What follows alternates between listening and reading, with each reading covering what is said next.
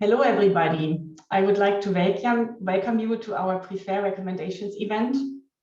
Thanks very much for joining and for your interest in this webinar. It is a very special day for the Prefer project, and we are very happy sharing with you the results of a 6-year project. Next slide. My name is Conny Berlin. I'm the project leader of the Prefer project, working for Novartis. And in the next few minutes, I would like to give you a short introduction of the IMI Prefer project. And then I will hand over to a number of speakers from Prefer who will share with you the main content of the Prefer recommendations. Next slide. Medical products are developed for patients, and thus it's obvious that the patient perspective is seen as important input for medical product decision-making by key stakeholders like the health authorities, the health technology assessment bodies and peers, pharmaceutical industry, and certainly by patients. However, how do you gather the patient perspective so that it provides robust information, is collected from as many patients as necessary and diverse as necessary? What questions do you ask and how? Patient preference studies are one way to capture the patient's voice in medical product development, and have been considered as a promising approach when we started the project in 2016. However, at that time, there was no comprehensive guidance, but uncertainty about when and how to conduct patient preference studies and how to apply the results. Next slide. So our Prefer project goals became to establish recommendations which support the development of guidelines for industry, for regulatory health authorities, for health technology or HTA bodies, and payers on when and how to run patient preference studies to inform medical product decision-making. Next slide. And when we started our project, we had a lot of interactions with regulators and HTA bodies who we certainly would like to use the patient preference results for their decision-making. And in these discussions, the regulators from Europe and the HTA bodies in Europe recommended us to consider a so-called parallel qualification opinion. And because this is so important, I would like to explain briefly what this means. So a qualification opinion means several rounds of thorough scientific review advice from regulators and HTA bodies in Europe on our Prefer recommendations. It means a lot of exchange, discussion, and alignment. And since the scientific review also includes a public consultation phase, the final qualification opinion will even reflect the thinking of a much broader audience. So in Prefer, we felt that the alignment on the major principles of patient preference studies for medical product decision-making with patients, with scientists from academia and industry, with regulators and HTA bodies within the consortium and outside, generates really a high value and impact, so that we took on this additional objective.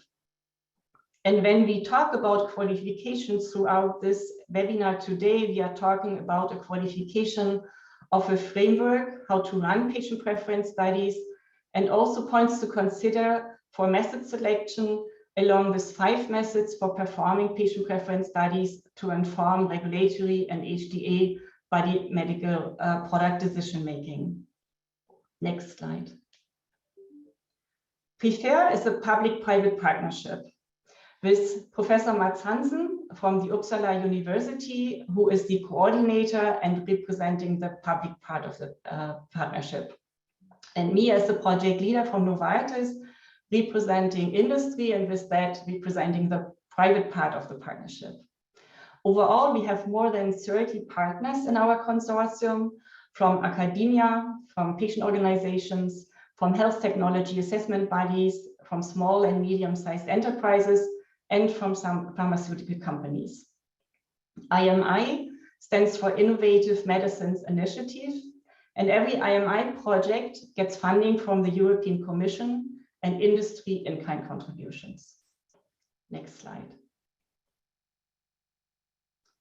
A project like IMI Prefer cannot go without advice from stakeholders. So we are very grateful that we received input and advice from patients, means from the European Cancer Patient Coalition, from the European Patients Forum, from the International Alliance of Patients Organizations, from the Muscular Dystrophy UK, and also from a number of individual patients who worked with us as research partners in our patient preference case studies. We are very grateful for the advice we received from the regulators in Europe, from EMA and the CHMP country members throughout the qualification process. And we are also grateful for the advice we received from FDA members who supported us in our scientific advisory board in PREFARE, but also attended several meetings with us and conferences where we had a very constructive exchange of ideas and discussions. We are grateful for the support from the HTA bodies and reimbursement agencies, especially from KCA, the Belgian Healthcare Knowledge Center, who was a PREFARE partner and who gave us a lot of guidance, leadership, and content support for the HTA perspective. And we got input and advice from other health technology assessment bodies, for instance, from NICE UK, from Hdas, from the Austrian Institute for Health Technology Assessment, and UNETA members throughout the qualification process. Next slide. So now we would like to share with you our achievements. Here you see a picture of our book, the book about the PREFARE recommendations, which has all the content you will learn about today in our webinar. And we can also share with you that we already received a draft qualification opinion from EMA and UNETA. This happened in September when the public consultation phase was started.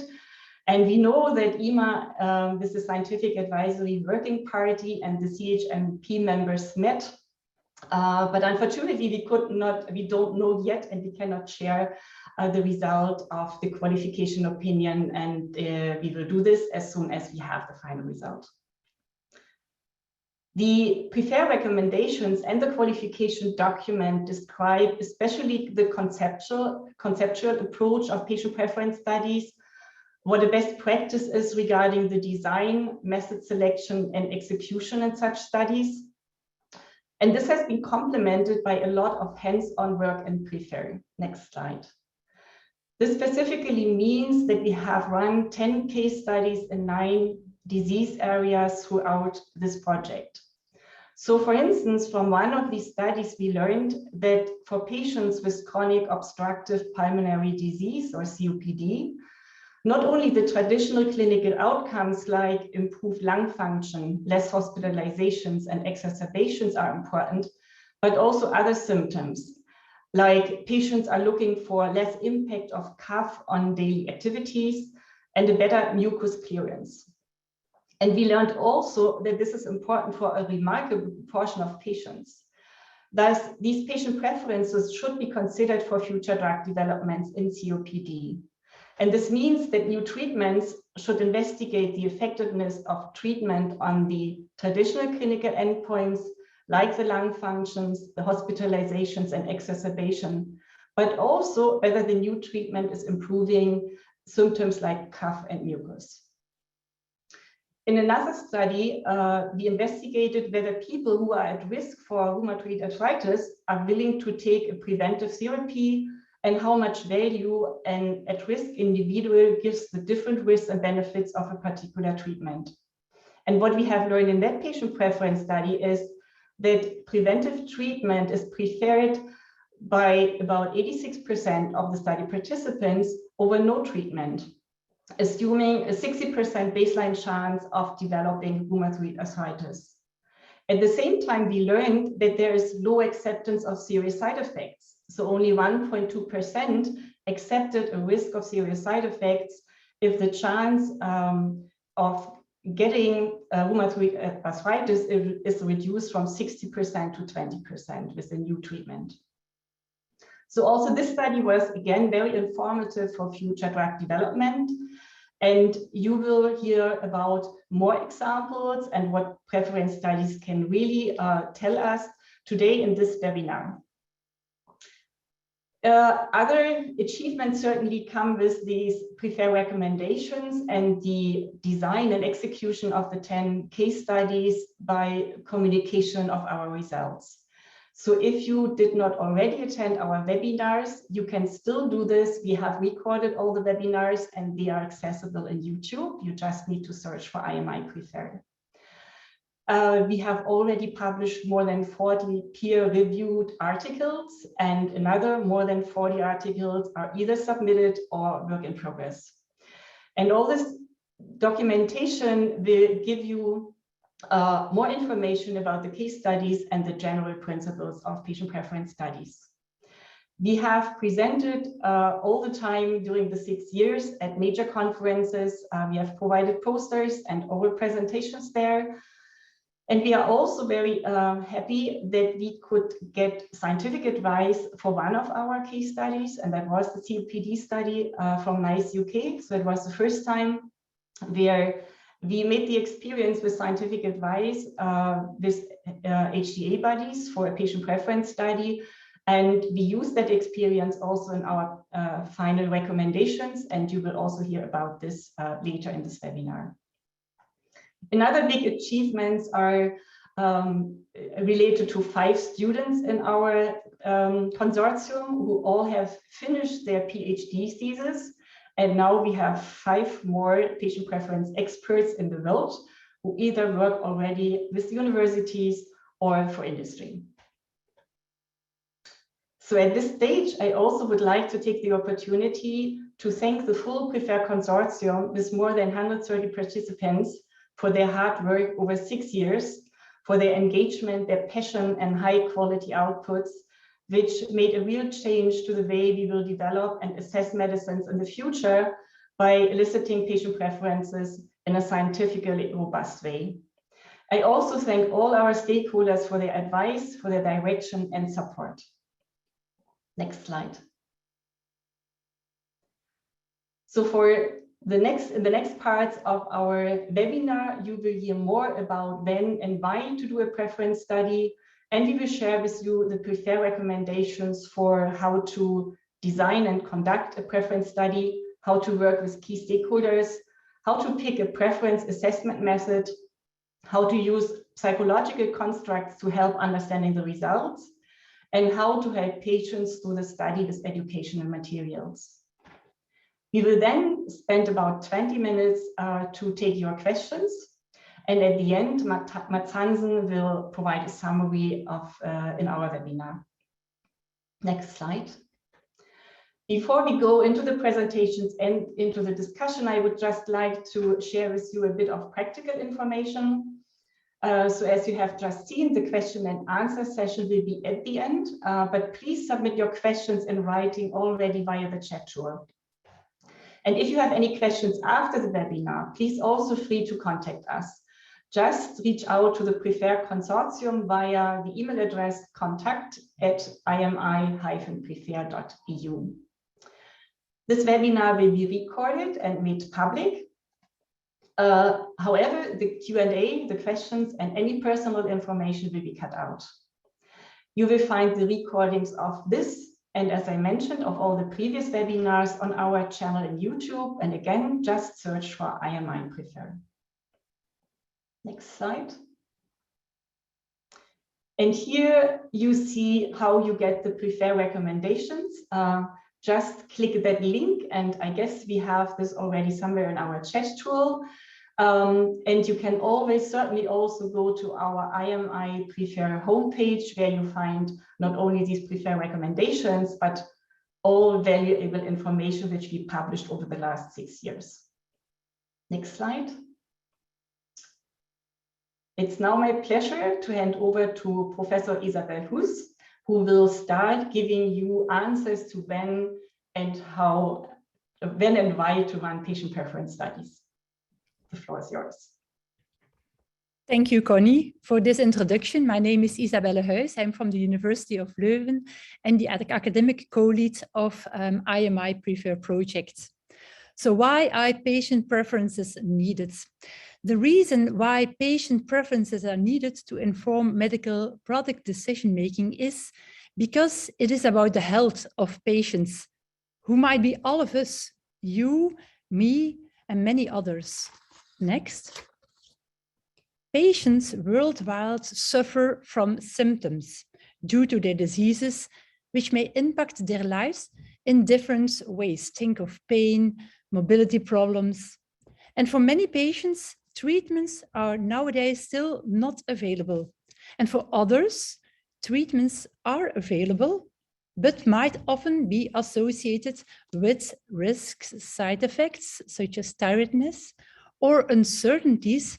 Think of innovative therapies where the long-term effects are, in many cases, unknown. So patients often remain with unmet medical needs. Next. Several stakeholders aim to address these needs.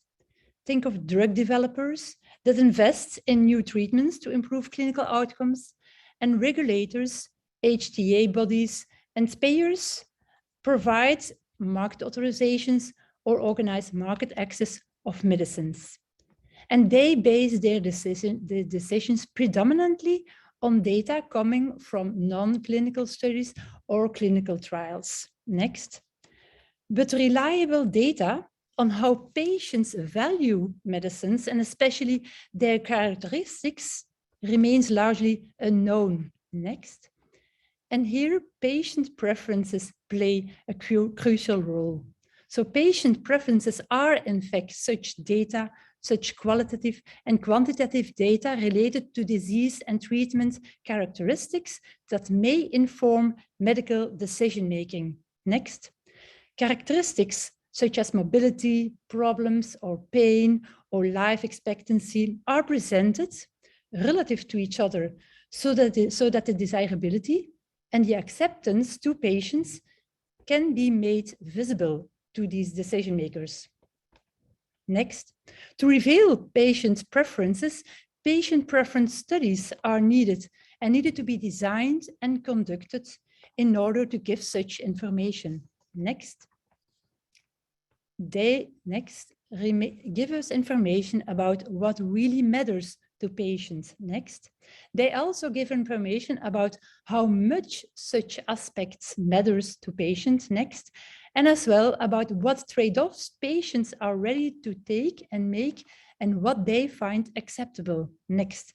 Patient preference studies also give us very valuable information about how patient preferences may differ across a population, pointing to the concept of patient heterogeneity. Next.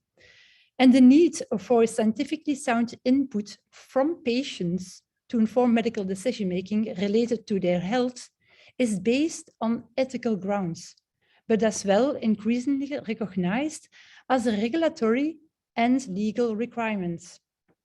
And dedicated, structured, unbiased patient preference information is really essential source of data, key to inform a science-driven, value-based healthcare.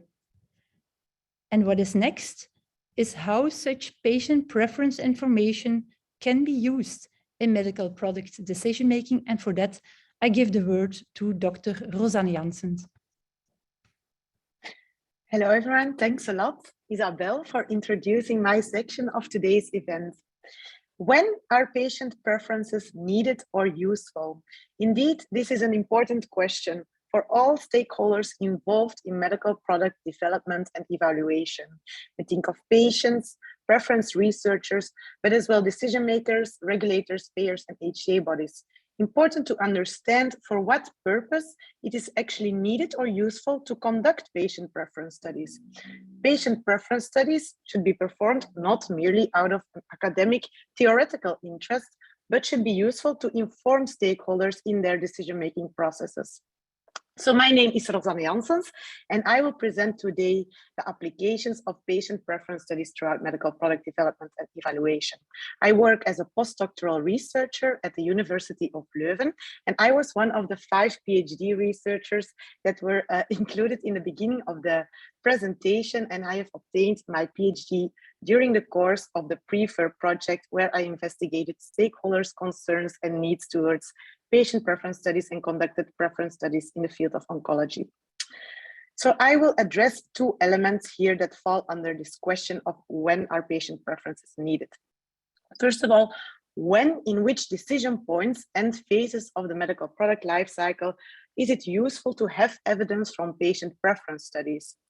And secondly, when, as in, are there particular circumstances or situations when it is especially valuable to have evidence from patient preference studies? Next. So patient preferences and studies that investigate patient preferences can in fact be useful to inform decisions throughout the medical product life cycle. Within Prefer, we started our work via understanding what stakeholders perceive as key decision points during the medical product life cycle when patient preference study evidence could be used. So we asked patient organizations, but also regulators, payers, HTA bodies, clinicians on where they saw during the course of a medical product development and evaluation would be the key role or roles to use evidence from preference studies. And as you see here on the slide, it is really a quite busy slide, but demonstrating that there are several potential applications for patient preference studies, spanning really across the medical product life cycle. And I will focus here upon two use cases that were reflected on and discussed about by these stakeholders, where they saw a very high value of using patient preference studies. And this is the use of patient preference studies to understand what are now the unmet needs according to patients, the treatment outcomes that matter most to them. And this type of evidence can in fact inform decisions by multiple stakeholders. And this will be also addressed later on in this webinar. In the beginning of the life cycle, looking at the entire left side, this can inform decisions by pharmaceutical industry on targeting resources and allocating resources towards drug development that address treatment outcomes and unmet needs that matter most to patients. It can also be the topic of discussion on unmet needs and relevant treatment outcomes in the context of scientific advice by regulators and payers. And such evidence on what are the unmet needs and treatment outcomes that are valued most by patients is also useful to inform the clinical trial endpoints that are included and investigated during clinical development. And when then evidence comes from the clinical trial, and when we have clinical trials that address treatment or that investigate treatment outcomes, this can also be used at the regulatory and subsequent HTA reimbursement decision-making phase, where regulators and HTA bodies indeed both need to understand whether a particular product meets the unmet needs according to the patient population and how a particular product performs on outcomes that matter most to patients. Finally, looking at the entire right-hand side, following the marketing authorization, patient preference studies may reveal patients' preferences towards a medical product in daily life. So how a treatment performs on outcomes that are relevant to patients in the real life. And this can inform subsequent decisions by regulators and HTAs in a re-evaluation of a medical product.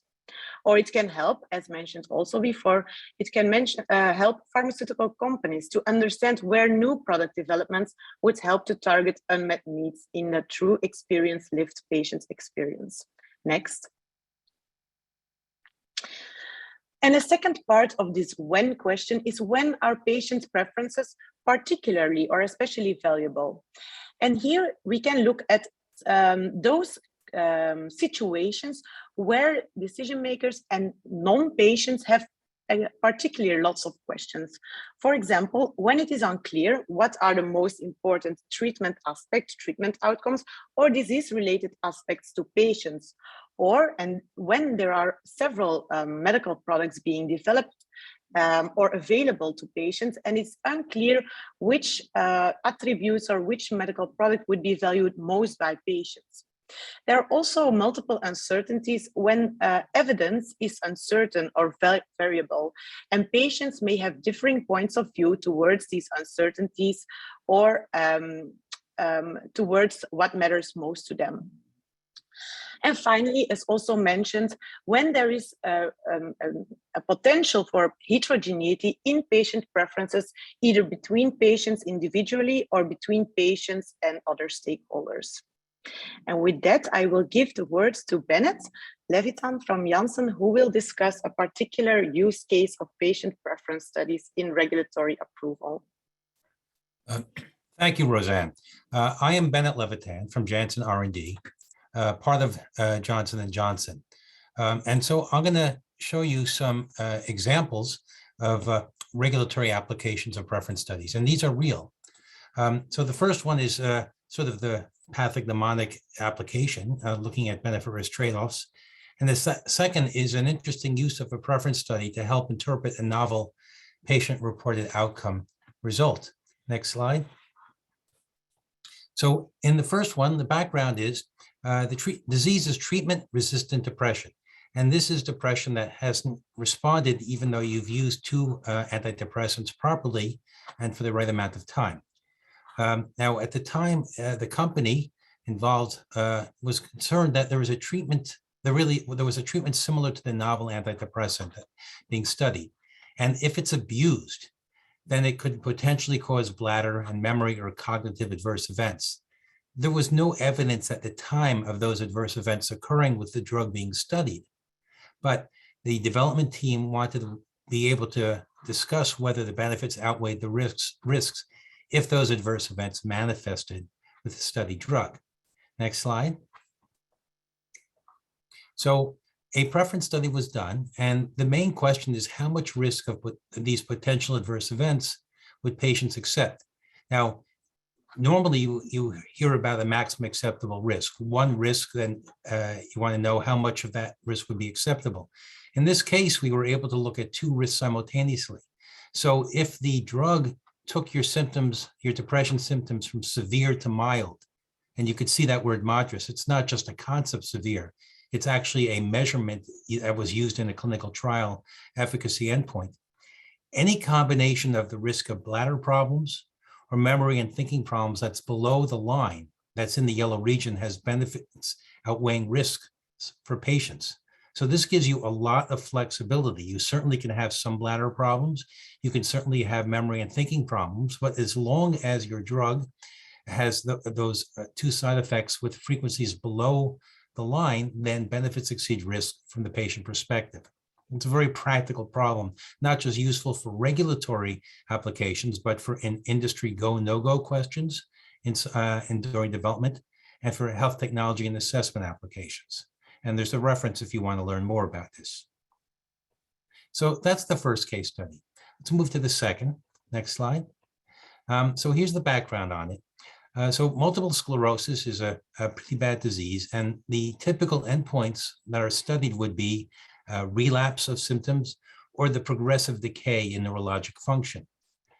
But patients also consider fatigue a critical symptom, but it's hard to measure fatigue.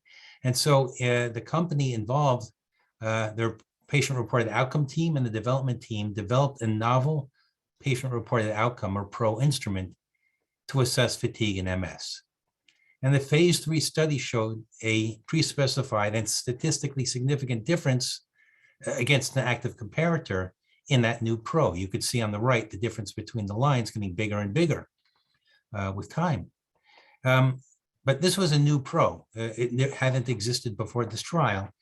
The health authorities noted the statistical significance of the PRO, but even with the good work done by the PRO team, they were questioning how clinically relevant the observed difference was. So next slide.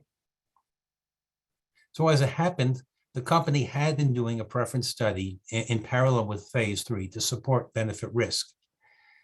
So they added a novel analysis to relate the PRO results to the primary efficacy endpoint results. And now the primary efficacy endpoint was relapse rate, which physicians understand and use all the time. And what we were able to demonstrate was that the between treatment difference, the difference between the study drug and the active comparator in the fatigue PRO, was equal in importance to the between treatment difference in relapse rate. In other words, if you, say, as a regulator, regarded the between treatment difference in relapse rate as clinically important, well, this argues that from the patient perspective, you should regard the between treatment difference in the pro result as just as important. So it's a strong patient perspective based argument that would support the clinical result relevance of the novel pro results. So the regulatory response in this case included a section on the preference study and a detailed report with the analysis. Now, in this case, there were other reasons that it ended up having a limited impact, but it was an extremely powerful type of argument based on the patient perspective. So those are two examples of how the preference studies can influence regulatory discussions. We'll move now to health technology assessment cases with Dr. Irina Kleinput. Thank you, Bennett. Yes, indeed. Thank you for these two examples for the application and regulatory approval decisions. But in most cases, regulatory approval does not imply access to a treatment, so you need reimbursement for that. And this is what I'm going to talk about today, is how can we use patient preference information in health technology assessment and reimbursement decision-making. My name is Irina Kleinput. I work for the Belgian Healthcare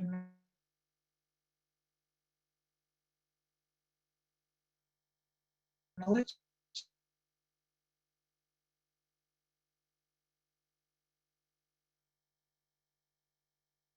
Center in the next slide. Thank you. So what are the relevant questions for reimbursement decision making, and hence the relevant questions for health technology assessment bodies when they are preparing a health technology assessment report to support reimbursement decision making? First of all, what payers want to know is, we get this kind of new treatment. Is there a therapeutic or societal need that would justify the reimbursement of such a treatment? So the first question is really focusing on individual patient needs on the one hand, and also societal need on the other hand.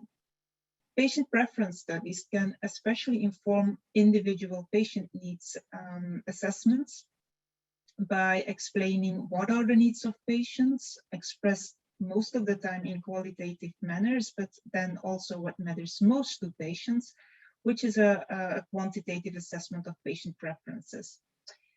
This information will then further be used in the assessment of the actual treatments for which reimbursement is requested. But first, before that, the healthcare payer will wonder whether, as a society, we are in principle prepared to pay for any treatment that would improve this indication out of public resources.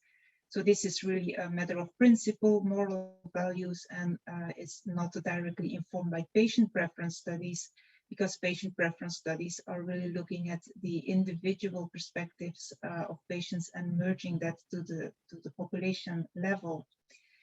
But the next question becomes more important than, again, for patient preference studies, namely, are we as a society prepared to pay for this particular treatment? So we are looking again at a specific treatment, a specific medical product, and we want to assess to what extent this treatment meets the most important needs of patients.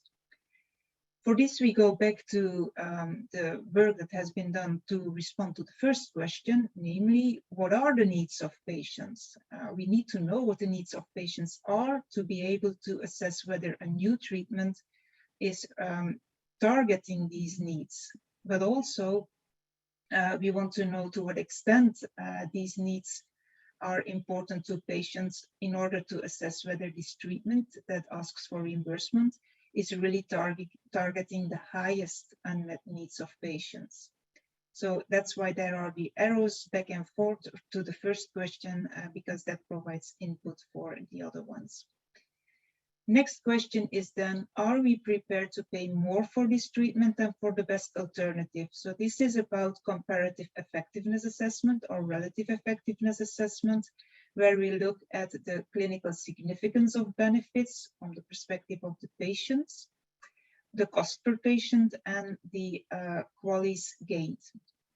The QALYs are the quality adjusted life years. And then finally, how much more are we willing to pay out of public resources for this treatment?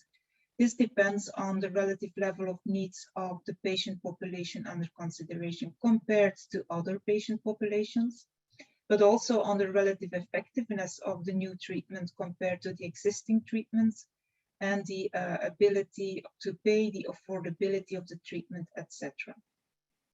So briefly, what patient preference studies will inform is the relative effectiveness assessment part of the health technology assessment, by identifying the needs of patients, by identifying the most important needs to patients, and by allowing the assessment of the performance of the new treatment on these unmet medical needs of individual patients. Next slide. So in summary, by means of patient preferences, we get information on patient needs. And this could, for instance, be, we have heard several examples before, this could be life expectancy. People want to live longer. People want to see their pain reduced, want to have less fatigue, etc. So this could be very concrete examples, which we have also identified in case studies of PREFER, that these are important needs of patients, and this can inform then which clinical and non-clinical outcome measures the developers will need to include in their clinical trials.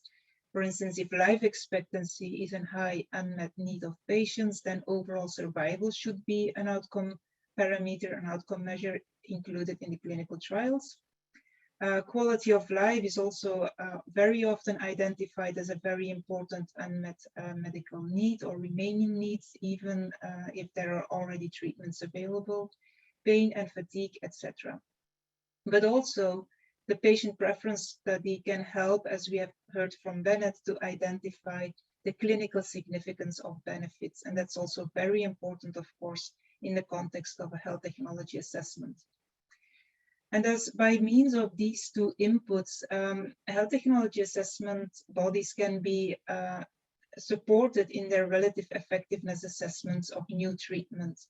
They can help to identify the added value of a new treatment compared to the existing treatment, existing standard of care, in terms of survival, quality of life, pain, fatigue, etc. And they can also help to assess the significance of these health benefits for patients to compare to standard of care, which is all very important to inform payers who have to decide on the reimbursement of the new treatment. Next slide. If you want more information on all the presentations given here by Isabel, Rosanne, Bennett, and myself, you can find this in section 2 of the PREFER recommendations document, which is on the value of patient preferences. And with that, I would like to hand over to Sheila Dickinson and Christine Bullock, who will tell you more about the design and conduct of a patient preference study. Thank you. Thank you all so far for those who are attending. So now you have heard why it is important to determine what are patient preferences. You've learned about some examples. So how do we actually do these kinds of studies? And that's where we're turning into now for the PREFER recommendations. And here I will sort of provide an introduction, and then I'll turn it over to Sheila to talk about some more details about our framework within the PREFER recommendations. So in the next slide, hopefully this will look familiar to you. This, you can skip this, I've been through this, apologize. So we'll start with just kind of a context setting where you have a preference sensitive situation. You've seen this before earlier in the talk, but basically you have a situation where, for example, you want to learn which treatment option from a patient perspective is better than other treatment options, because on face value, those treatment options do not show that one is clearly superior to another.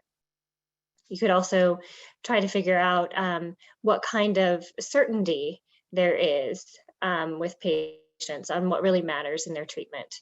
So you're picking a situation and you've decided that you really want to understand the patient perspective and include it in decision making.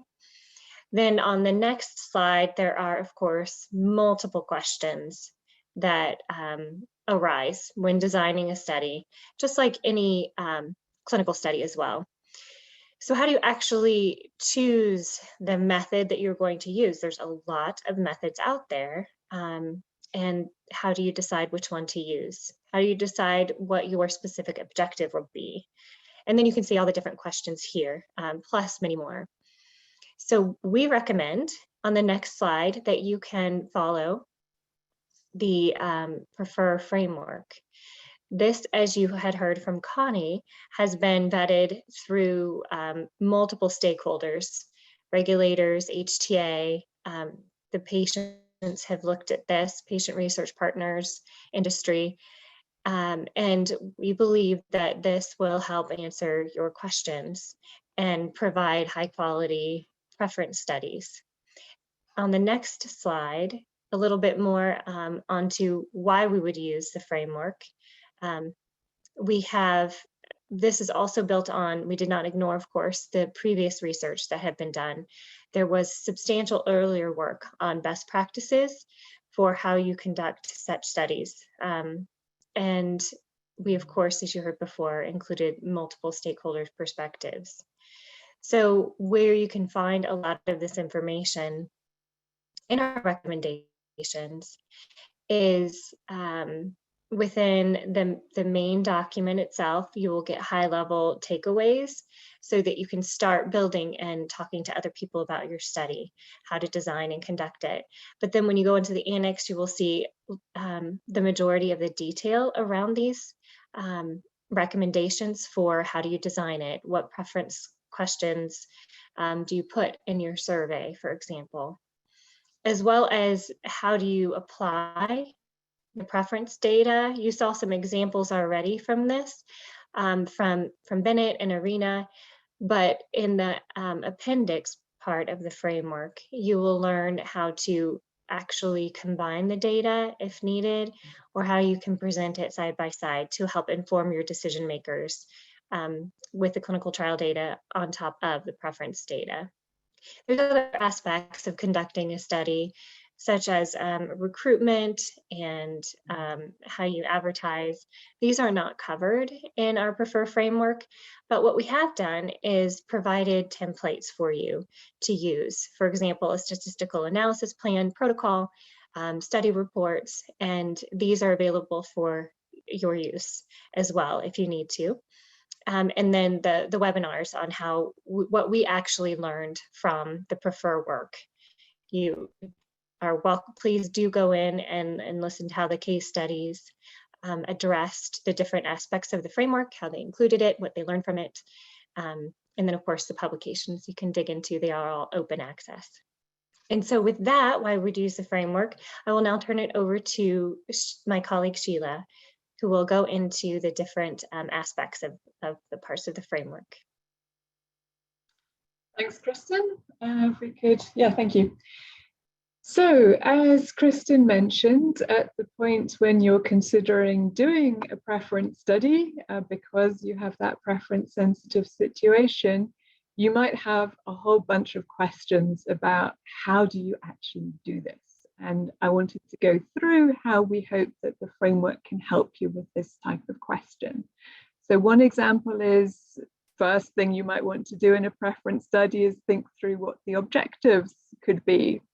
And personally, I come from a stats background. I've worked in clinical development. I'm very happy to write objectives for a clinical study. I would struggle a bit more with writing objectives for a preference study, but here is where our framework has some advice and suggestions for you on how you can consider that problem and give you some answers to that question. And one topic we've heard about a couple of times already is that patients are going to have heterogeneous views. And so one of your study objectives could be that you want to understand the range of views in the patient population. And we'll hear more today, and you can read more in the recommendations about psychological constructs as a way to understand or try to understand that type of heterogeneity. Next slide, please. So another very reasonable question that you might have when considering a preference study is, well, which preference method should you choose here? So this is a topic we cover very briefly in the framework. It's covered in a lot more detail in section 5 of our recommendations. And again, it's a topic we'll be hearing more about in one of the presentations later this afternoon. Next slide, please. You might be wondering how to design the preference survey instrument. Again, this is something we've considered within the framework as part of the design component. And one aspect of the preference survey instrument is what sort of educational materials could be useful to explain to your study participants what questions they're being asked.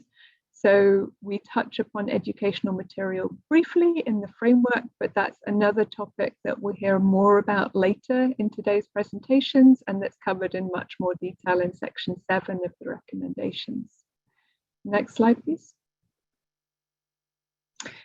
So one question you might have, and I think I've even seen this question come up in the chat already today, is who would you include in the preference study team? That's something we've tried to answer or give you some ideas about in the organization component of framework component 2. And next slide, please. You might also be thinking, okay, right, I've finally done my preference study. How do I write this up in a nice study report? Again, this is a topic we consider in our framework, and we have a chevron there. You can see about writing the results up in a study report. Next slide, please. And then maybe the critical part really of your preference study is using your results to inform decision making. So that's the focus of component 3 of the framework. How can you use your preference results to inform industry decision making, to inform regulatory decision making, to inform HTA decision making? So we have a lot of thoughts and suggestions and advice about how to do that in the framework.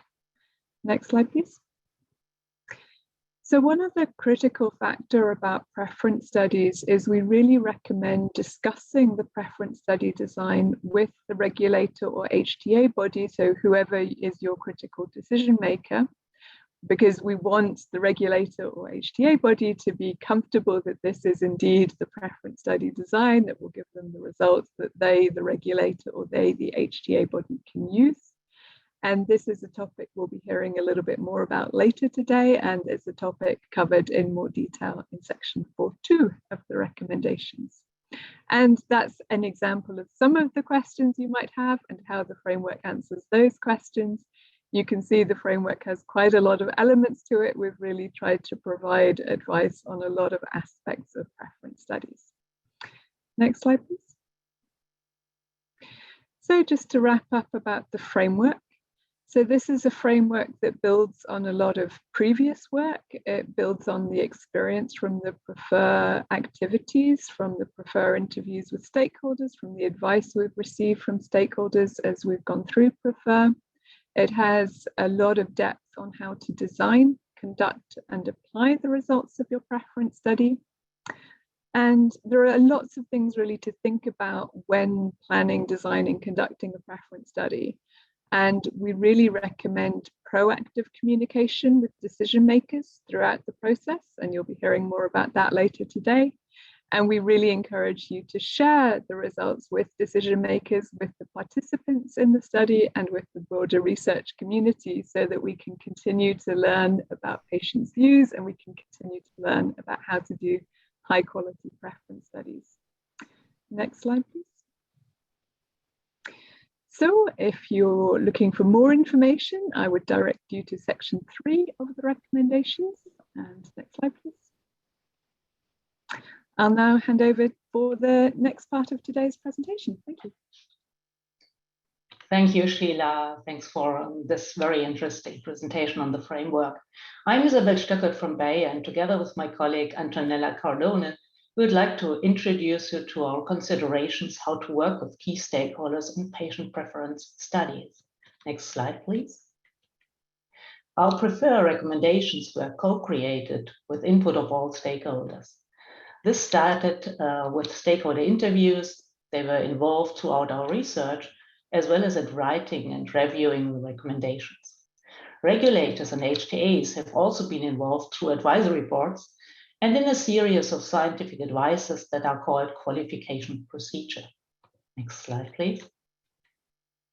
The relevance of involving the stakeholders depends on the context. Of course, patients should be involved for all of the decisions that are listed here on our framework chart.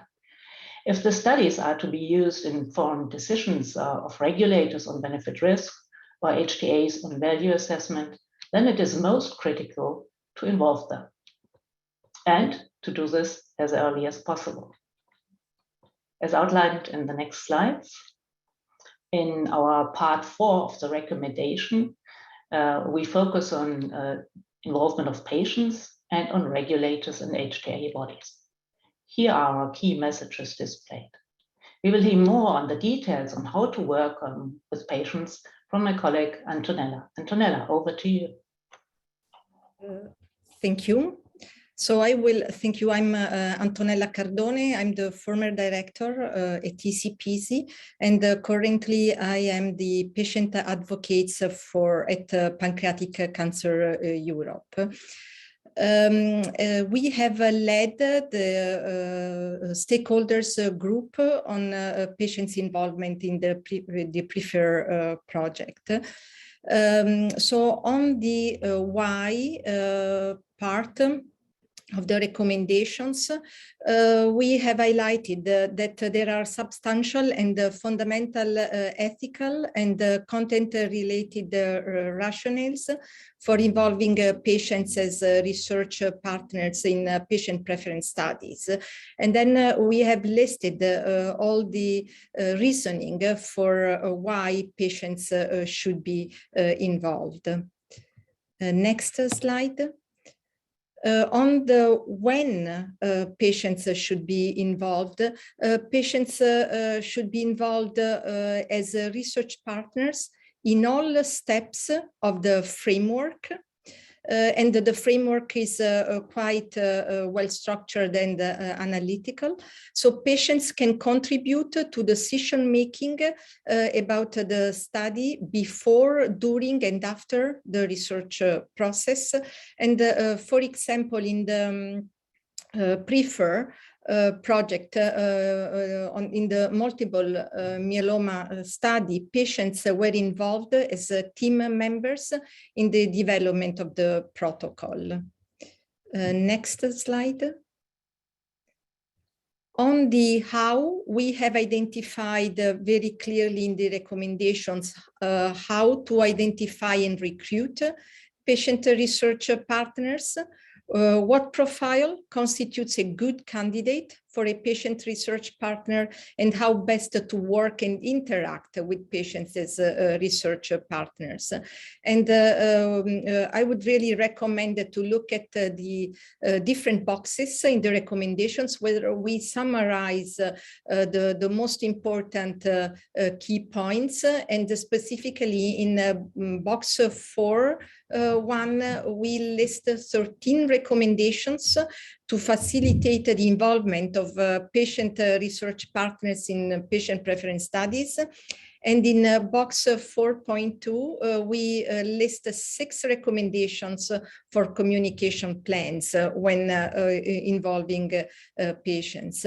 And we also have examples on how to best involve patients. So now I hand it over back to you, Isabel. Thank you, Antonella, for giving us that guidance on how to involve patients. Now, when you look on how to involve regulators and HTAs, if we go to the next slide, here is the first question we have to ask ourselves when working with regulators and HTA bodies. Why would we do the additional work and discuss our plans with these stakeholders beforehand? Because we want them to take the results into account. In the regulatory arena, it is acknowledged that the perspective of patients on benefit risks of medicinal product matters. On the health technology side, also clear use cases have been established. However, guidances are scarce. And we also know that the criteria between the two groups of stakeholders differ considerably. We have learned that also from my predecessors in this discussion here. If we aim to address the research results in our dossiers, if we aim to inform benefit risk and value assessment, and if we aim, where relevant, to include these in our labels, then early scientific advice is key. Next slide, please. When and how should we involve them? First of all, consider available guidance. And we know these are scarce. Our preferred recommendations were developed exactly to close this gap until such guidance becomes available, which is hopefully taking place over the next years based on the research that we have provided. The qualification opinion on prefer, the regulators' view, will be published very soon, and it will also give some additional aspects and guidance on this. Then the next point is really do this as early as possible, and for quantitative studies before the design is finalized. No one wants to give advice on something that is already set in stone. The methodology for the research differs from clinical trial methodology. So involvement of experts and patient preferences into such advice by all stakeholders is warranted and will also be a benefit in scientific advice. Patients should be involved also at this stage, as they can bring different perspectives. The high quality briefing book for the scientific advice processes is needed, and we look for the optimal way to support sponsors for patient preference studies in this interaction. So if we move to the next slide, to be as pragmatic as possible and allow ease of implementation, because that's what we aim for. We want our work to be used and we want to make it useful for you. So we created a checklist that can be used in your briefing book template. It summarizes all our experience and the conversations that we had about the key aspects that regulators and HTAs will care about when it comes to patient preference research. It will help you to really make the best briefing books for these kind of patient preference studies. With our recommendations and the checklist, we believe we have laid a solid foundation for the scientific dialogue with the stakeholders. It is more effort to involve others than doing something on your own, but it's rewarded by acceptance, hopefully acceptance of the results, so it's really worth doing. And with that, the next slide, please. All this in more detail can be found in the section 4 of our recommendations. And with that, we will now look into how to pick up the best patient preference methodology. And my colleague Esther de Backer will speak to it. Over to you, Esther. Thank you, Isabel. So in the next 10 minutes, the preferred recommendations for how to pick a patient preference method will be presented. So next slide, please. So my name is Esther de Backer and I'm a professor of health economics and health preferences at the Erasmus University Rotterdam. And I'm the public lead for methodology here on the Prefer project. And maybe good to start with is that it is good to mention that Prefer had 3 main objectives regarding patient preference methods. And its first objective was to offer an overview of patient preference methods and their characteristics. The second objective was to provide the can and cannot do's of each method in a transparent way, which allow researchers to make an informed choice when selecting a method for a certain research question or a certain population, etc. And the final objective here was to guide decision makers. And be aware that the guidance is not prescriptive. In other words, the guidance given is not a decision tree for selecting or using a certain patient preference method, but the guidance is about points to consider when selecting a patient preference method. Next slide, please.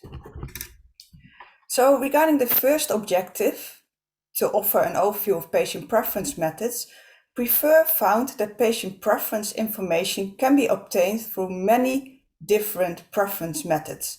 In total, we came up till 32 different kind of methods. Next slide, please. So namely, we found 10 different qualitative methods, also called preference exploration methods. And a qualitative method is here defined as a preference method that collects descriptive data. And this can be done, for instance, through participant or phenomenon observation. An example of patient preference research question that asks for a qualitative method is, for example, then, which characteristics of a blood glucose monitoring device do patients consider when deciding on their preferred device? Next slide, please. And there were also 22 different quantitative methods identified, or 23 different quantitative methods if best-worst scaling types 1 and type 2 are seen as two different methods. And these quantitative methods are also called preference elicitation methods. So a quantitative method is here defined as a preference method that collects quantifiable data for hypothesis testing or other kind of statistical analysis. And an example of a patient preference research question that asks for a quantitative method is, for example, which benefit-risk trade-offs do neuromuscular disease patients make when deciding on their preferred treatment? And what is their maximum acceptable risk? Next slide, please. So Prefer also determined the can and cannot do's of each method and found that choosing the most appropriate method is a crucial step. And here too, multiple factors should be considered, which can be grouped into three categories. So the first category is the methodological factors, the second one is the participant factors, and the third one is the feasibility factors. Next slide, please. So a key point to consider when selecting an appropriate quantitative method is its alignment to the research question. For example, is the objective to estimate a benefit-risk trade-off? Or is the objective to determine an attribute ranking or relative importance only? Other important considerations are the specific stage in the medical product life cycle for which the study will be conducted, but also the population size and resource available are important points to consider. Next slide, please. And taking all these kind of multiple factors into account, Prefer determined 13 most promising methods, which are here presented at the right side of the slide. And each of these promising methods has its pros and cons. And I definitely want to hand over right now to my colleague Karin Groothuis-Oudhoorn, who will go more in depth about these methods. So next slide, please, and the floor is yours, Karin. Thank you, Esther. I will continue. My name is Karin Groothuis. I'm an assistant professor and biostatistician at the University of Twente, and I was the co-lead of the work package on methods comparison. Next slide, please. Taking time and budget into account in Prefer, we evaluated 5 commonly used preference elicitation methods according to decision makers in depth. Those 5 are highlighted here on the right side in green. Next slide, please. In the annex of the recommendations, a detailed guidance is given on methods to consider and on the use of these 5 methods. When you want to estimate a benefit-risk trade-off among multiple benefits and risk, a discrete choice experiment can be used, for example. Or the probabilistic threshold technique is also useful when you want to estimate pairwise benefit-risk trade-offs. For the ranking of different objects, one can consider, for example, a best-worst scaling case 1. And to obtain the relative importance of levels and attributes, a best-worst scaling case 2 or a discrete choice experiment can be used. Finally, swing weighting is a method to estimate relative weights of attributes. Next slide, please. In almost all Prefer methods, Prefer case studies, a head-to-head comparison was done between the methods, with the discrete choice experiment as the comparator and one of the other four to compare with. We saw that the different methods gave different numerical results, although the ranking of the attributes was mostly similar. We also saw in the studies that the ranges in attribute weights were much larger for discrete choice experiments compared to the other methods. These results cannot be found in the recommendations, but are in the report of task 3.9 and will be published in scientific articles. We can, from this comparison, not conclude which answer is the best. Even more important it is whether the numerical differences lead to different conclusions. Next slide, please. To conclude, patient preference information can be obtained through different preference qualitative and quantitative methods. Concerning method selection, the perspective from different stakeholders, including the patient, was taken into account for the recommendations, which is important for the acceptance of those methods. For the 5 most promising methods, detailed descriptions of the methods are provided in the annex of the recommendations, also based on the knowledge that was obtained by applying and comparing the methods within the PREFER case studies. Limitations are that in the beginning of the method selection in PREFER, there was some lack of consensus among experts about the performance of the methods on methods criteria. Also, by the head-to-head comparisons, more knowledge is obtained about the performance of the methods. For example, it was assumed that the discrete choice experiment is a cognitive demanding method. But in the case studies, we saw that respondents overall found it easy or very easy to do. A reason might be the knowledge on how to present a DCE task is growing, which leads to a more comprehensible task. Therefore, the performance of the methods needs to be evaluated continually based on the experience that is obtained in applying the methods and the knowledge that is obtained from new research. Next slide, please. Finally, for method selection, it is important to stress that there is no golden standard yet. Also, not all methods criteria will be valued equally important at each decision point. For example, the regulatory and HTA found external validity and exploring reasons behind preferences in qualitative detail more important compared to the industry, so in their decision points. We have learned a lot in PREFER, but further studies are necessary comparing methods, especially between the methods that are used less often compared to discrete choice experiments. Next slide. This and more can be found in section 5 of the recommendation and its annex. Next slide. And now we will hear more about psychological constructs. So I hand it over to Cathy Ann Pinto. Great, thank you, Karen.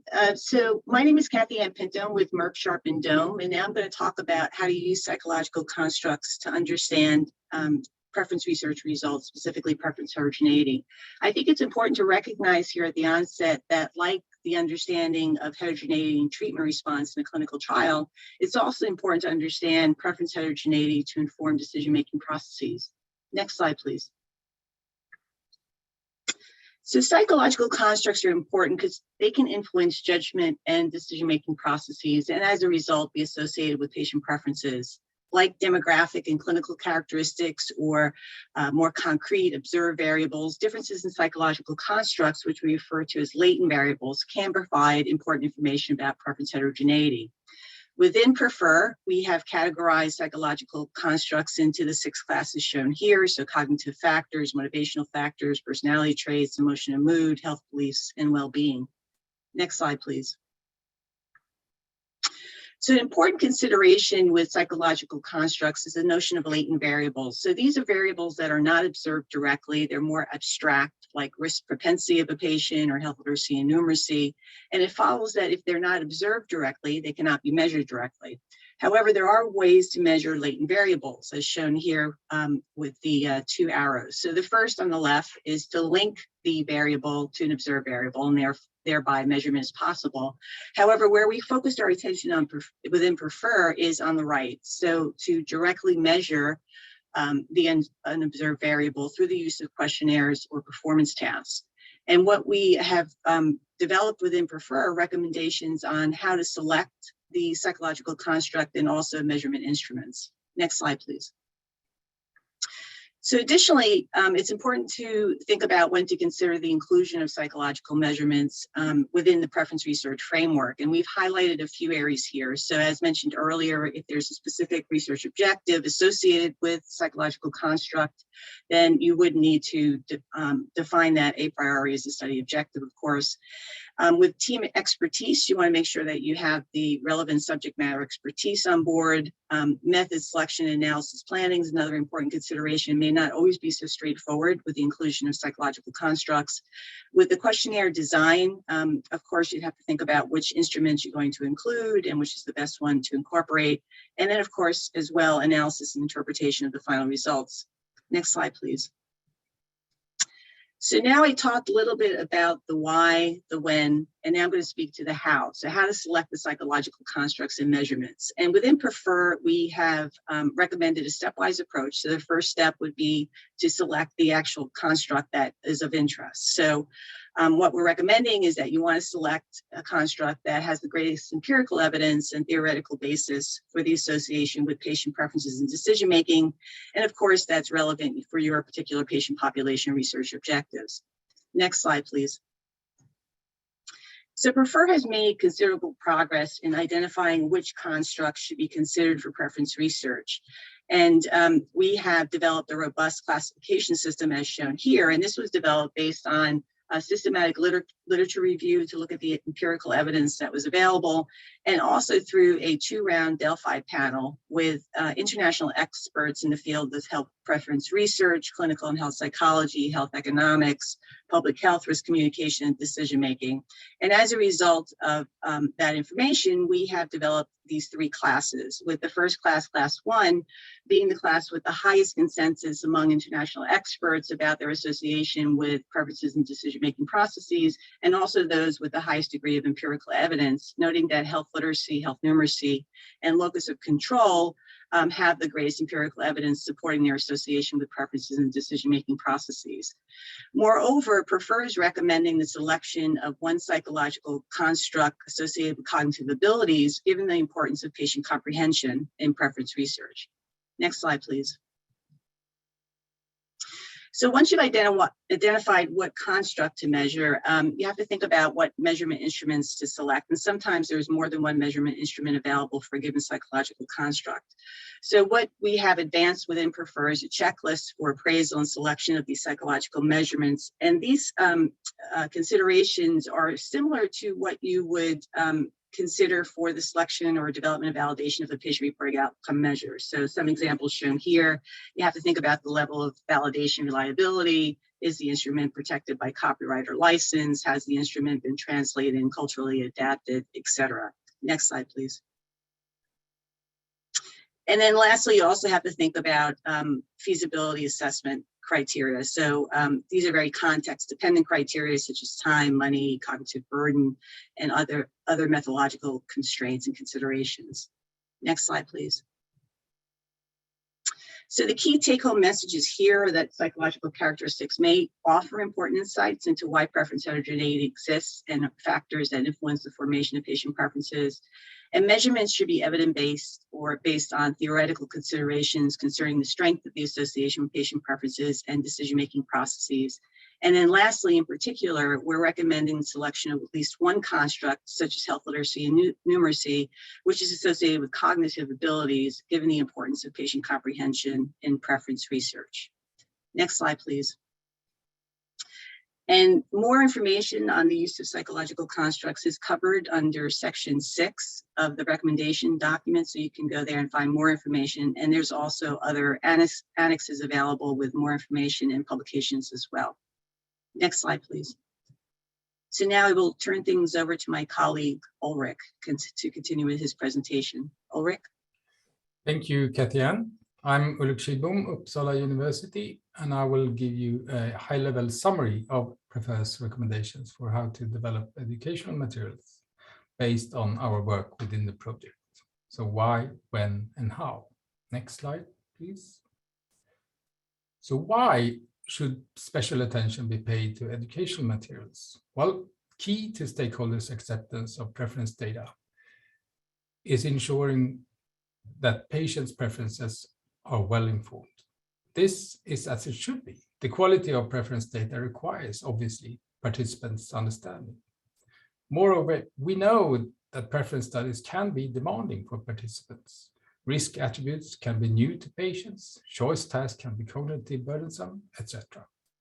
Therefore, we in Prefer explore different ways to educate patients and assess various versions of what we have called enhanced materials, educational materials, that may mimic real choice situations, assist in education and preference construction, and engage and motivate study participants. Next. To give you an idea of how enhanced education materials may look like, here are two snapshots from enhanced educational materials used in two Prefer case studies. The first one shows an interactive part where the participant can choose information of different attributes related to the disease and treatment. That's from the RA Uppsala case study. The second is from the paving study concerning hemophilia with a narrative element to inform about the disease and treatment. There are links to more examples in the recommendations and in the annex of the same. Next, please. When to develop educational materials? It should occur at several stages in the design of a preference study and should be initiated after the patient population, choice task, and context have been decided, that is, after framework component 1, because this informs the required content. Early development and pre-testing of education materials with patient partners is important to enable sufficient time to make revisions before they are incorporated in the main preference elicitation study. The critical last step in the process is a thorough testing of both the enhanced educational materials and the survey itself in the final test environment. Next. So now over to the how to develop educational materials. It's recommended that researchers use a systematic and evidence-based approach to identify educational needs and design and develop educational materials in a preference study. Such an approach helps to narrow down a broad list of possible educational features, including, for example, those related to format, motivation, cognition, content, and tests, to clearly identify which educational features are required, optional, or inappropriate for a given case study. Additionally, although customization is very important, care should be taken to avoid over-engineering development of educational materials, particularly for preference studies that are more exploratory in nature. Traditional written text can be the best option in cases where the content is familiar and easy to understand. So also here we have described the process as a three-step-wise approach. Next slide. The first step is to identify educational needs by considering characteristics of the study population, age, experience, cognitive ability, etc., and disease context, disease trajectory, symptoms, etc., available treatments, new treatments, side effects, and the choice task determined by the selected preference elicitation method. Next step, which is select and adapt educational features. And that should be based on the needs identified in step 1 and consider the following aspects: realism, simulation, interactivity, immersion, narration, and structure. More details on these in the recommendations. Next and last step is to choose appropriate content formats. And includes selection and adaptation of such formats as multimedia, language, images that are appropriate to the needs identified in the first step. It's important to align educational formats with the need for the target population. For example, if the target population has problems accessing digital platforms, printed materials should be considered to minimize degree of potential selection bias. In addition to text, other formats such as visuals, voiceovers may be considered. Next. So the key messages for this part is that patient educational materials should be customized by using a systematic evidence-based approach. Educational materials should be developed in collaboration with patient research partners and participants to ensure maximum suitability and effectiveness. The format and content of educational materials should be selected and adapted based on the specific educational needs of the participants. Next. More of this can be found in section 7 of the recommendation. So now I hand over to the next slide and the discussion, and to Sheila Dickinson. Thank you very much, Ulrich. So this is the time for discussion, and we've already had quite a few questions in the chat. If you have more questions, please continue to add them to the chat, and I will do my best to jump between questions that have already been asked, new questions coming in, and handing them over to the person I think can answer them. But I wanted to kick off with, I think, a really relevant question, which is, how can you make sure that patient preference results are actually taken account of, used by regulators and payers after as part of the decision making? So I'd like to hand that one over to Isabel Stackard, because she can tell us more about how she thinks this could be done. Thank you, Sheila. Very important question, and good it comes up. Yeah, I think the open and honest answer is we cannot guarantee that 100%. We cannot ensure it, but we can do things that make it easier and adaptable, and that may lead to success. And that is based on the fact that this is emerging science. The decision makers need to familiarize themselves with the topic, and they need to develop their own guidances around that. We have only made the first start. You as individual sponsors of a study can go for early scientific advice early enough. And with each step that you take there, you can be nearer to success. And that is what we would strongly recommend. The more scientific advice, the more expertise built by the decision makers, the more likely is it that you will be successful. And that's all up to all of us, yeah, to really progress the science into that space. Thank you. Thank you, Isabel. And then we also had a couple of questions asking about how is unmet need defined and how would you use unmet need? So I'm going to ask a few people to provide their views on that one. So Isabel Stackard, if you could start out about unmet need, how would you define it, and thoughts on what happens if patient views on unmet need aren't aligned with regulators' views? And then just a quick heads up to Irina, we'll come to you as well because you mentioned it, and Roseanne will come to you as well, but we'll start off with Isabel.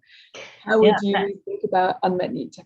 Thank you. And again, a very, very valid question, and a hotly debated question between all stakeholders, because beauty is in the eyes of the beholders here. On the one hand, if you look at the regulator's position, that is a clear legal basis for that. And the legal basis is, on the one hand, conditions for which there exists no satisfactory method, or the method that exists is not satisfactory and the next method brings additional benefit.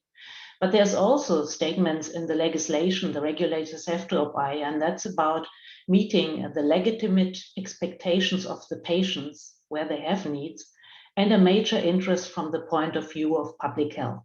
So that already shows that the legal definition alone is multifaceted, and that brings us to the different stakeholders and why patients are so important in that. Back to you, Sheila. Thank you.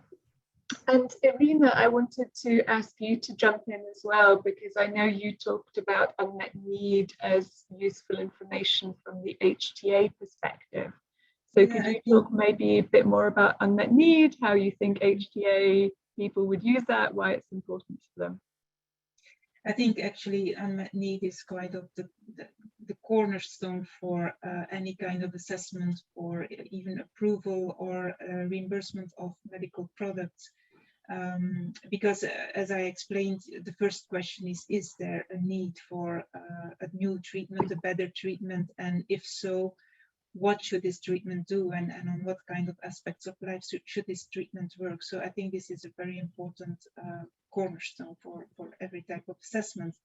Now, how do you define it then? Well, I think that one of the major issues is here that unmet needs should be assessed in a qualitative manner first, before you can try to quantify the relative importance of these needs. So you need to do your preparatory work for a patient preference study by doing qualitative research according to good scientific standards, in order to inform these more quantitative studies, which we have also extensively tested within PREPARE, within the case studies. Each of these case studies has done this preparatory qualitative work.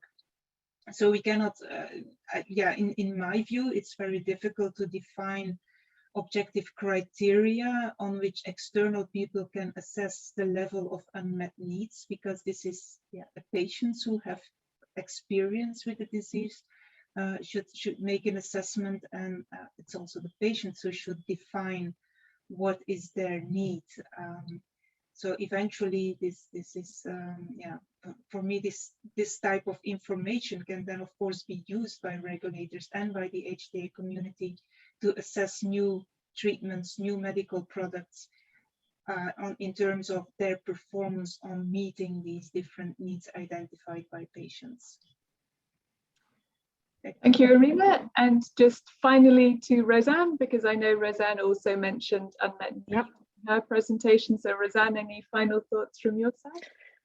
I can be very brief. I think Irina summarizes very well my view on this. So I think unmet need is actually the core and underscores actually the value of patient preference studies, actually what we need to have as a viewpoint why we want to conduct patient preference studies. So I think this evidence should then guide decisions very early on, as very well explained by Irina. So nothing to add really here.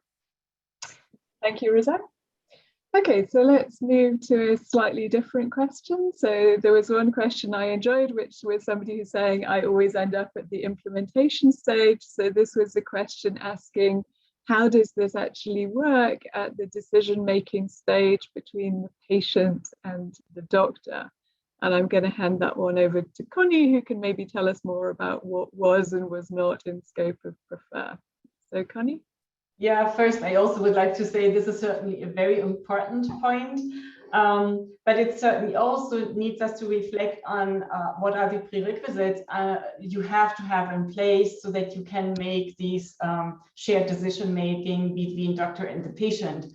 And what we have been able in this project is first to set the scene for the preference studies, really increase the awareness of preference studies and what value they can bring to the to drug development, as we have seen before. So we really would like to incorporate patient-relevant endpoints, trade-offs in our development programs, so that finally the regulators and the HTA bodies can assess the effect of the drug on these patient-relevant endpoints. And another important prerequisite is that we certainly publish the results, also something which is not always so obvious.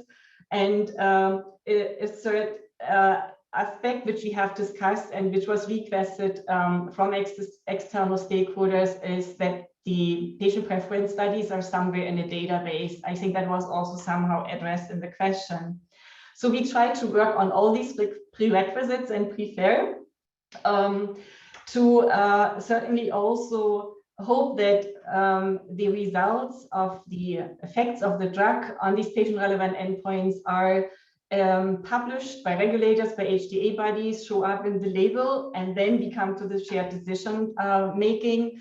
That is something which was not in scope for PREFER, so it was indeed a bit early for our project, but we have addressed this as a very important point in our research questions. This is one extra chapter in the PREFER recommendations, and yeah, we hope, and I think as the partners of PREFER will also work on sustainability questions so that this question can be addressed in future projects.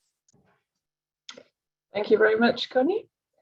And now I'd like to come to a slightly different question. So I think there were in fact a couple of questions which said whether patients' experience of a particular issue. So for example, whether patients have had experience of a side effect in real life, or whether they only hear a description of a side effect as a kind of theoretical idea. Is that something which might influence patients' preferences? And I want to hand this one over to Bennett, as I know he was actually involved in a study which I think could help provide some answers about that. So over to Bennett. Thank you, Sheila. So in general, we wonder about particular patient experiences and whether they influence their preferences. And that really has to be a tested hypothesis. I mean, we can assume it, but you really need to test it. And in well-designed preference studies, you actually include questions, or you get the information from elsewhere about those covariates, those experiences that you think might be relevant. A preference study we did in Alzheimer's, for example, showed that the degree to which you had prior experience caring for people with Alzheimer's or just knowing them changed the degree to which you would accept risks yourself for Alzheimer's. In the example I went through for treatment-resistant depression, there were actually two samples. One with physician-confirmed diagnoses who were inside the trial, actually two clinical trials, and another sample that was from an online panel with self-report. We did it in the panel because we wanted to have people who were naive to the treatment, who would be representative of those making the actual decision. And we did it in the trial because not only were they physician-confirmed diagnoses, but they had experience with the novel treatment. Turned out that most of the results were very similar, but there was an interesting difference. One of the novel treatment works very quickly, but it has short-term adverse events that last for about an hour or two. And you're not supposed to drive that day, and you have to hang out in the clinic for 2 hours because of that. So it turns out that the people in the trial were less concerned about those short-term adverse events or the constraints on their time that day than the people in the panel. Now, we don't know for sure why, but our hypothesis is those who actually experienced those adverse events and some of the limitations on their time found them less burdensome than those who were thinking about them but had not experienced them. But it's a good example of how in some cases, certain properties definitely will differ depending on experience, in other cases not, and it's really something you have to test if it's important for your research objective. Thanks, Bennett. So now I wanted to come to one of the more logistical questions. So there was a question about just how much does this cost? And I think there are kind of similar questions about how long does it take? And I'm going to hand that one over to Connie. Thanks, Sheila. Yes, I agree. I mean, this is a question which we very often get. The moment you talk to teams, you raise the excitement, and then we get the question about the costs, the time, the resources. And so usually that is a question where you get the "it depends" answer.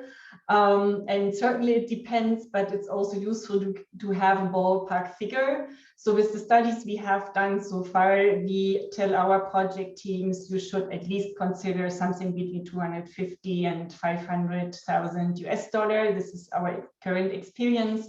We ask teams to go with at least a time of 1 year.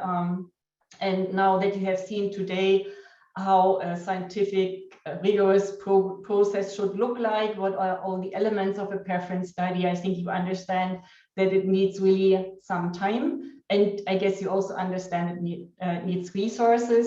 So very often project teams come to us and ask us, so are the vendors out? Can we just hand this over to the vendors? Is there any work for us to do? Where we say, oh, yes, probably, especially if we would like to get these studies ready for scientific advice, for a good interaction with the decision makers who we want later to use the preference results for their decisions. So the recommendation is take into account sufficient money, sufficient time, good skills and resources. And maybe one other point, Hida, which I just comes to my mind, because that is another point which we usually address. We also recommend to go with partnerships. So there might be different companies who develop drugs in the same disease areas. Patient preferences are not about treatment effects. We always recommend to reach out to other partners. There might be opportunities to work together, build research collaborations, and run patient preference studies together. Thanks, Connie. So continuing the theme of kind of very logistic, practical questions, we had a question about which line functions do you work with on a preference study? And so I'd like to hand that one over first to Kristen, who can talk a little bit about the framework, and then back to Bennett for maybe some concrete examples of line functions involved in a preference study. So Kristen, maybe you could tell us a little bit about the framework and what help that can provide about that kind of very practical question on who do I work with? Sure thing. So in the design aspect and organizational aspect, so framework component 2, there are details for consideration on the experience the team members should have to help inform your decision. I know Kathy Ann also spoke about it too with her, if you're going to include psychological constructs or with respect to educational materials, those are people that you need to consider for inclusion. Of course, our health outcomes, people that are interested in patient-reported outcomes, great experience, of course, with them.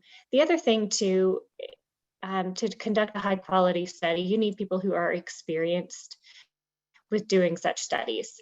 So whether that's an internal resource, a vendor, definitely that's an important criteria.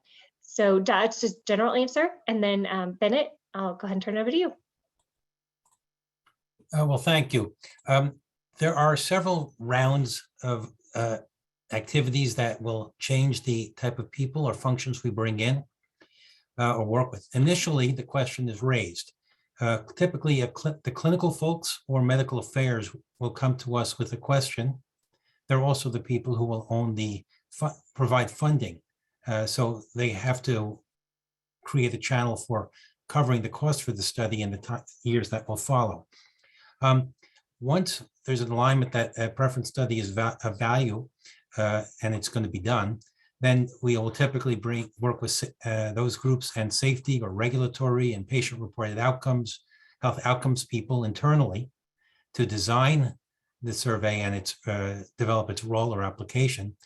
We'll also deal with external key opinion leaders. It'll help lessen bias and bring in new views, and the patient advocacy group or two, depending on the nature of the problem. There are times when we want a patient advocacy group in at the very outset to help define the problem. There are times when we'll they may come in a little later, but we definitely want to bring a patient group in. An interesting issue is sometimes you can't ask a preference survey with attributes that look exactly the same as your endpoints.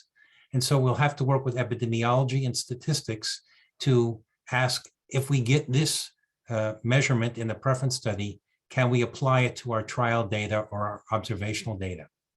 Then there's another set of groups that you might not think about, but contracting groups in healthcare compliance. Typical companies like ours can take several months to get through the contracting process. And there are a lot of rules about what you can do with patients and physicians.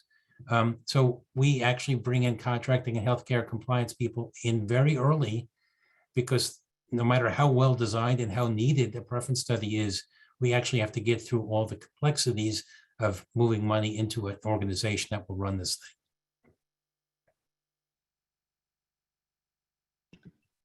Thanks, Bennett. And I think we're going to move from kind of very logistics questions to some of the methodological questions. So there was a question about what's the stability of patient preference study results over time. And I was wondering, Esther, is this something you could have a go at addressing? Yes, definitely. So I think that's really a good question as well. I think the best answer here is that I have to say that this is an under-researched area. So what we see, there are a handful of studies who look into this phenomenon. And most of these studies shows that the preferences are stable over a certain time frame. However, I also have seen with my own studies that preferences may change if, for example, the context change. And one of the examples is in my own study about the corona tracing apps, for example, when individuals are not known yet about where the peak is from an infection, you see that the preferences for so certain kind of tracing app was much higher than after the peak was reached. And then you see that the preferences change and there was not that much demand anymore for that tracing app. The same is, that's also something what Bennett already mentioned, if a patient is, for example, in a screening test and then had a bad experience with that, that might impact the preferences of these individuals for being into another screening test. So the main answer here, I can say, as long as the context is stable, so in that way, then the preferences are in general stable as well over at least certain months and a year. In that way, that's where the evidence is. But again, this is still in the research and we have to further explore and at least determine in what kind of context and areas the preferences remain stable. I hope that answers the question. Thank you, Esther. I think you're also giving a plug for Chapter 8 of our recommendations, which is areas for further research. Yes. I can't remember if that specific problem was in Chapter 8, but we do acknowledge Prefer has got some thoughts about questions we have, got some advice on, and we also fully acknowledge this is a developing area and there are certainly areas where more research is needed. So continuing with the kind of methodology theme, there was one question about what happens if different preference methods give results which essentially are different weightings for different attributes. What happened, even if the preference weights are slightly different from two methods, does that affect the actual decision that you're going to take? So Esther or Karen, would one of you like to address that question about comparing results from different methods? Well, Esther, go on. Yeah, shall I start? So indeed, so what we know, and also that was also coming out of the case studies from Prefer as well, that there is some convergent validity between methods, but we also see some different outcomes there. And of course, what you do not want to do is for each study have all different kind of methods as a sensitivity analysis, because that is a waste of resources as well. So what's best here, I will say, of course, is at least that we should be aware there's no golden standard yet, and that the weights can be different. And if we're talking about Chapter 8, this is also one of the things that we think further research is needed. So again, we do not have a golden standard yet to say you should use one method over the other. We have some promising methods, which we presented here, 13 methods. But again, I think the weights, and I think Karen, maybe you can add, because you did this nice head-to-head comparisons between these 5 methods. Yeah, I can add a bit on this. I would also say that the comparison that we have done, we must acknowledge that the first method that we choose was the discrete choice experiment, and we compared it to a second method. So the study, how we designed it, was primarily with the DCE into consideration, and then the other as a second method. So, but for the second method, it could have been that you should have designed it just a little bit different, so that it also, so that's also sensitive to the outcome that you have. And I think then, therefore, it's also important for the convergent validity of all the methods that there will be more guidance on how to perform the different methods. So for other methods like probabilistic threshold technique of the swing weighting, so more guidance for those methods is needed. I think that was everything I wanted to say. So I could also add that I think it's also important that we are focusing more on evidence building, that there is more a synthesis of results. So then also by synthesizing all the preference studies, we can get also more stable results. Yep. Thank you, Karen. And then kind of continuing our more methodological theme, there was a question about the example that Bennett brought up. So Bennett's example was using preferences to justify a relevant effect size on a PRO measurement. And Bennett, could you comment on how the regulators reacted to this approach to establishing what we could maybe call a clinically relevant effect size or a patient relevant effect size? Could you talk about how the regulators reacted to that approach? Yeah, this is putting aside the regulatory reaction. The relationship between pro and preference is a really important question.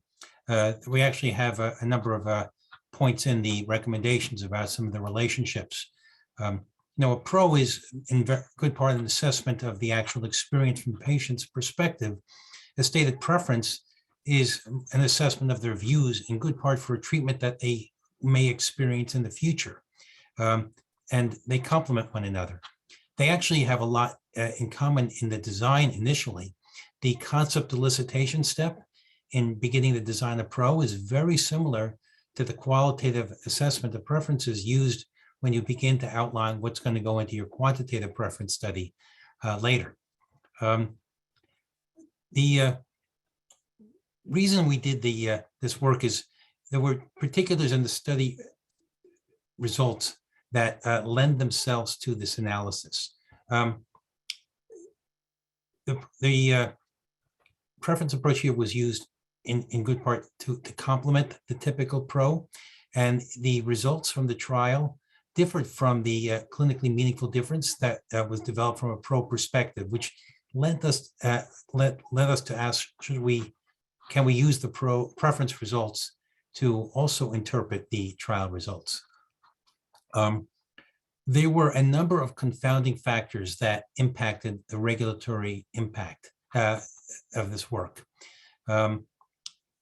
Missing data, for example, differences between various measures that were in the trial. I'm not at liberty to go through the details off the top of my head, but it wasn't just the results from the pro analysis and the results from the preference analysis that impacted the regulatory review. However, I can tell you that when we did discuss this with regulatory agencies, there was a considerable amount of interest in seeing this type of analysis to complement their work, to complement the work. A question also might be, would we want to do this again? And the answer is definitely yes. But I'd like to do it in advance of the need so we can consider how the preference approach and typical approaches for addressing clinically meaningful changes from a pro perspective relate. Thanks, Bennett. I think that kind of brings us back very nicely to probably the first question, which is, scientific advice with the relevant decision maker about what you're planning to do and why is generally advised. But thanks everybody for the questions in the chat. I think we got through quite a lot, maybe not all of them, but in the interest of time, I'm going to now hand back to Mats for the summary of today. Thank you.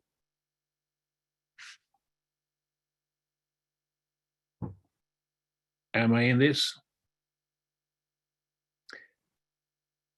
Okay, I don't know if you see me, but I have my video on. So thank you very much. This has been very interesting to follow the presentation and not least the discussion in the chat that came alongside that. It's clear that there's a lot of knowledge among you who have been participating, and one of the basic messages that we would like to convey is that we have an invitation to further engage in the elicitation of preference stories in medical decision making. As you have seen in the webinar, and many of you are well informed about that, including patient preferences in medical decision-making can be a very good way to do something in a scientifically sustainable and systematic way for bringing in patient perspectives in medical decision-making. Different methods then address different questions. What matters to patients? How much does it matter? And what matters most? What are the trade-offs? So that is important. And there are remaining questions. Several of you have raised important issues. Esther had this discussion also about how stable preferences are. And that depends on the context. If the context is the same, we might expect them to change. Context is rarely the same for patients involved in a disease history, so they move on. So one important construct that was mentioned in the chat was to add experience as one of these constructs that may be important. That should be done then in the design of the preference elicitation project, so that you can take into account the disease trajectory. For example, at what stage is the patient now? What has happened before? How is the family situation? What are they expecting? We know from other systematic research on elicitation of values in medical decision making that some of the values are more salient to people and some are more in the periphery. It might be the same with preferences. An important point is to see that, as you understand, we think that we have provided a very good toolbox with the methodologies on how to do it, the framework. We have several examples of methodologies where you have important points to consider when designing and setting up and learning from on patient preferences and setting up studies. So that is important, and we provide that also in the recommendations. But basically, science is here, has been said during the webinar, a moving field. The science in medicine is moving, and therefore the treatment alternatives is constantly changing, and there are new opportunities for treatment that is coming along, and also preferences may be moving for patients.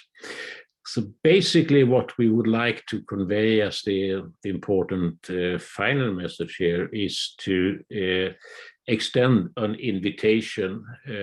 As has been mentioned in the chat rate of recommendations, we have identified a number of research questions that we really couldn't have time to address properly. And we invite you and others in the research community to engage in that and help us to move this field further. Sustainability is one of the important things. We have been working for 6 years almost here, and that means that there's a lot of effort that's been going into this. We believe that we have provided you with some quite good evidence in how to move on, but we need your help now in moving that on, not only applying it in the different medical decisions that you are, for example, in industry embarking on, but also helping out in the research in delineating out what could be done in engaging patient perspectives in medical decision making. You see now at the screen the place for the I might prefer recommendations. It's a good reading, so I recommend it warmly. And with those comments, I would like to thank the whole consortium of Preferred who have been contributing during all these years, and also those of you who have presented vital points regarding what we have been doing, and also the audience and commentators during this journey this afternoon. So thank you all with those words. I'll leave a couple of minutes for you to move on. And thank you very much, all of you, and I wish you goodbye.